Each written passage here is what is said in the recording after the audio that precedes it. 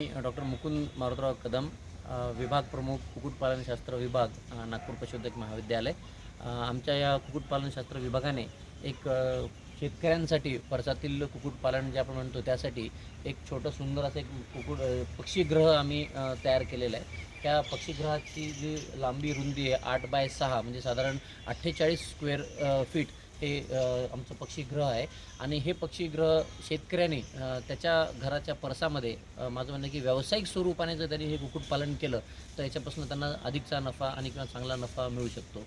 आपण हे जे पक्षीगृह बघतोय तर ह्या पक्षीगृहाची साधारण मधली उंची जी आहे ही 6 फुटाची ही मधली उंची आहे आणि ही 8 फूट असा हा लांबीला आहे आणि 6 फूट हा असा रुंदीला आहे, म्हणजे 48 बाय असं आणि 6 फूट ही रुंदी आणि 5 फूट साधारण ही साईडची त्याची लांबी आहे। आता या शेडवरची ह्या असं हे आहे की आपण इथं याला लाईटचं कनेक्शन वगैरे दिलेलं आहे, कारण सुरुवातीला जेव्हा ही लहान पिल्लं असतात कोंबड्यांची त्यांना ब्रूडिंग ज्याला आपण म्हणतो तर व्यवस्थापन करण्यासाठी आता तुम्हाला याच्यामध्ये दिसत असेल की आपण छोटे छोटे पक्षी ठेवलेले आहेत आणि त्यांचं ब्रूडिंगचं हे चालू आहे। तर ह्या पक्षीगृह संकल्पना याची महत्त्वाची अशी आहे की रात्रीच्या वेळेला आपण हे जे ब्रॉयलरची कोंबड्याची जी पिल्लं आहेत ही पिल्लं आपण रात्रीच्या वेळेला ह्या शेडमध्ये ठेवतो आणि दिवसा ही जी पिल्लं आहेत हे जे आपलं अर्धबंदिस्त हे जे आम्ही मॉडेल तयार केलेलं आहे, एक साधारण 1 गुंठा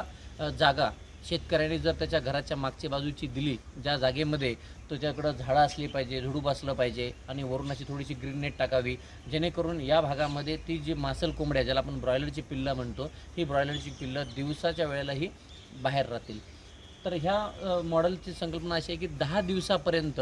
ही जी ब्रॉयलरची पिल्लं आहेत ही बंदिस्त म्हणजे मध्येच ठेवायची आहेत, त्यांना बाहेर सोडायचं नाही आहे। संतुलित चांगला आहार ह्या पक्ष्यांना आपल्याला 10 दिवसापर्यंत खाऊ घालायचा आहे आणि 10 दिवस झाल्याच्या नंतर मग ही जी ब्रॉयलरची पिल्लं आहेत ह्यांना आपण दिवसाच्या वेळी बाहेर या भागामध्ये आपल्या 1 गुंठ्याच्या जागेमध्ये आपण यांना सोडणार आहेत आणि रात्रीच्या वेळेला यांना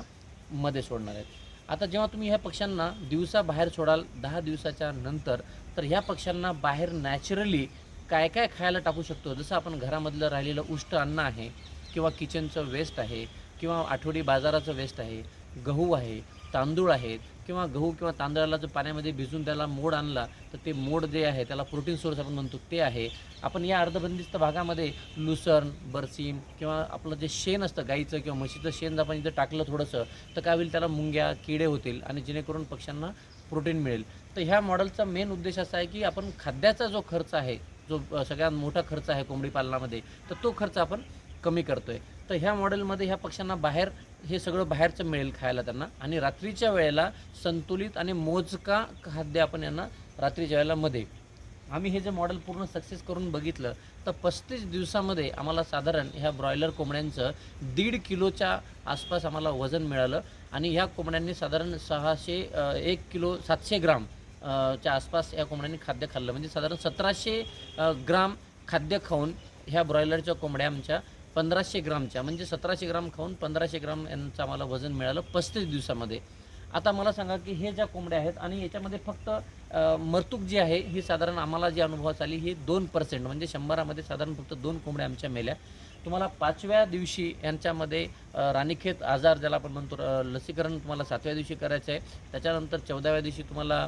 IBDचं एक वॅक्सिनेशन करायचं आहे। अशी 2च वॅक्सिन तुम्हाला किंवा लसीकरण यांना पक्ष्यांना करायचं आहे। 35 दिवसानंतर 1.5 किलोचा जो पक्षी तयार झाला ह्या पक्ष्यांना तुम्ही बाजारामध्ये जर जिवंतपणा विकू शकता किंवा पक्षी कमी असल्यामुळे माझं म्हणणं आहे की शेतकऱ्यांनी हे पक्षी कापून त्यांनी गावातल्या गावातच ते पक्षी विकावे। तर याचा आम्ही जेव्हा पूर्ण नफा काढला तर हा नफा साधारण 35 दिवसानंतर एका महिलेला किंवा एका त्या शेतकऱ्याला 5 ते 6 हजारापर्यंतचं प्रॉफिट त्या माणसाला किंवा त्या शेतकऱ्याला या मॉडेलपासून